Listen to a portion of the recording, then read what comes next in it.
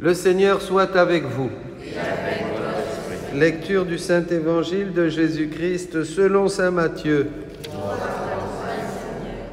En ce temps-là, Jésus disait « Malheureux êtes-vous, scribes et pharisiens hypocrites, parce que vous payez la dîme sur la menthe, le fenouil et le cumin, mais vous avez négligé ce qui est le plus important dans la loi, la justice, la miséricorde et la fidélité. Voilà ce qu'il fallait pratiquer sans négliger le reste. Guides aveugles, vous filtrez le moucheron et vous avalez le chameau. Malheureux êtes-vous, scribes et pharisiens hypocrites, parce que vous purifiez l'extérieur de la coupe et de l'assiette, mais l'intérieur est rempli de cupidité et d'intempérance. Pharisiens aveugles, purifie d'abord l'intérieur de la coupe, afin que l'extérieur aussi devienne pur. Acclamons la parole de Dieu. Louange à toi, Seigneur Jésus. Bénissons le Seigneur. Alléluia. Gloire à Dieu. Je disais ce matin, et pour tous nos auditeurs, nous sommes de manière providentielle surpris par la visite de nos jeunes qui ont demandé une étape dans notre paroisse, qui ont planté la tente dans le presbytère. On a déjeuné ensemble, on a partagé. Et et des jeunes qui connaissent la divine volonté, par hasard, vous voyez. C'est quand même formidable. Le message va de plus en plus et se répand partout, dans toute la France. En cette fête de Saint-Louis, roi de France, je crois qu'il doit être heureux parce que c'est le renouveau de la France, le règne de Dieu, le règne du roi des rois, le vrai roi, le Christ roi. Eh bien, il vient régner, et il vient régner sur terre comme au ciel, et c'est justement le royaume de la divine volonté. Alléluia. Mais il faut quand même une bonne purification. Cette purification, nous l'attendons dans le monde, dans l'Église. Elle a déjà commencé de mille manières, avec les persécutions, les contradictions, les lois contre nature, les mensonges et la force que nous demande vraiment le témoignage chrétien, une force de l'esprit.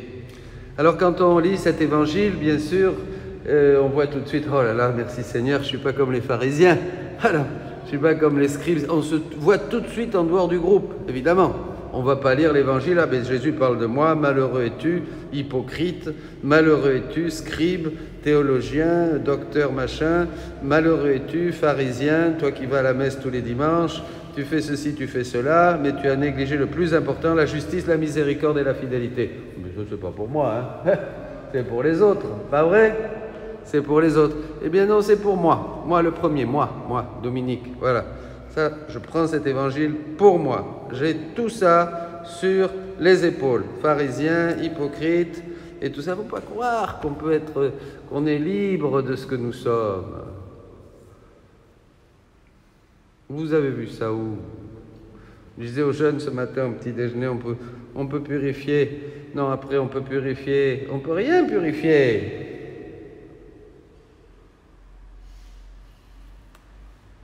On peut améliorer, passer de la crème, voilà, un peu de parfum, comme on faisait du temps du roi Louis XIV, on se parfumait, mais on ne sentait pas bon, on ne se douchait pas, là. On ne peut pas purifier.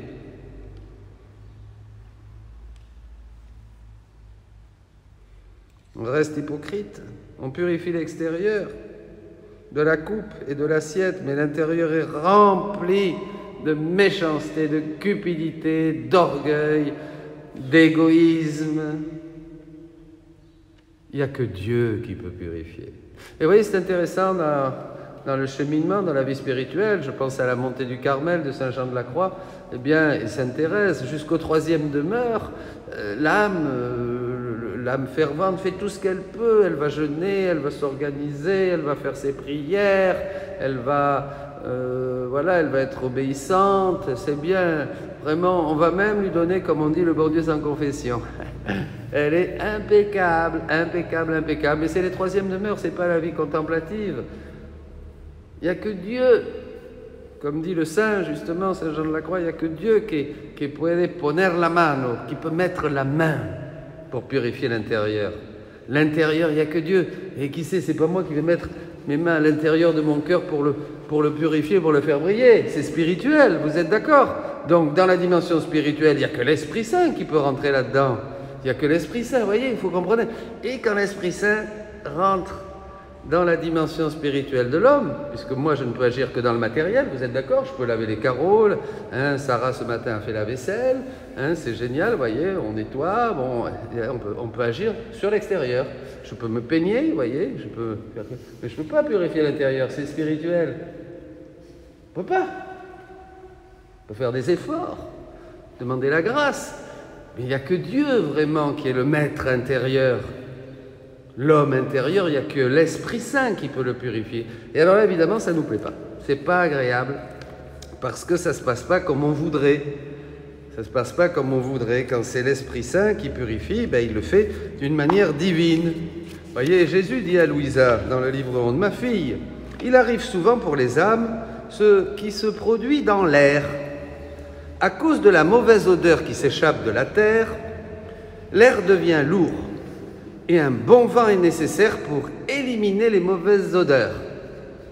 Ensuite, après que l'air ait été purifié et qu'une brise bienfaisante se soit mise à souffler, on a le goût de garder la bouche ouverte afin de mieux profiter de cet air purifié. » Ah, c'est intéressant. La même chose se produit pour l'âme. Souvent la complaisance, l'estime de soi, l'ego et tout ce qui est humain alourdissent l'air de l'âme.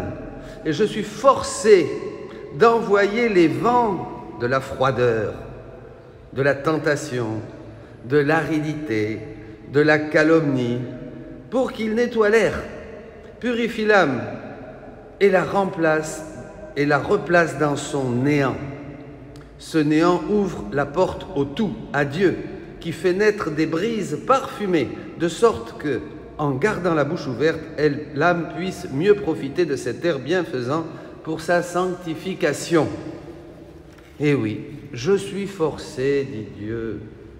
Eh bien, dites-lui, Seigneur, bienvenue. Je ne résiste plus à l'Esprit Saint. Tu m'aimes et tu es forcé de me purifier parce que je ne peux pas le faire. Je suis quand même un petit garçon. Je ne peux pas me changer ces couches. Là, et tout ce qui sent mauvais, j'ai besoin de papa, j'ai besoin de maman. Je ne peux pas, Seigneur, je suis hypocrite, je suis double, je suis rempli d'égoïsme, je ne le vois même pas, je sens mauvais, je ne m'en rends même pas compte. Seigneur, Seigneur, Seigneur, viens me purifier, transforme-moi par ta grâce, je m'abandonne à toi. Je n'ai que cette vie pour me laisser transformer, pour devenir un saint. Voilà ce qu'il faut demander au Seigneur. Pas d'illusion sur nous-mêmes. Demandons au Seigneur de faire son travail, le travail que seul Dieu peut faire.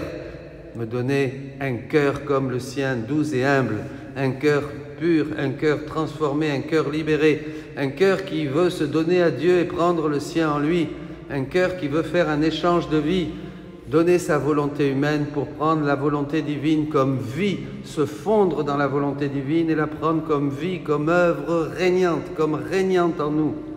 C'est ça qu'il faut. Eh bien, mes amis, allez, reconnaissons ce que nous sommes, mais aussi levons les yeux vers le ciel et commençons à respirer cet air pur du royaume de la divine volonté. Nous aurons le tout, nous serons ce néant, mais nous aurons le tout. Alléluia. Soyez bénis.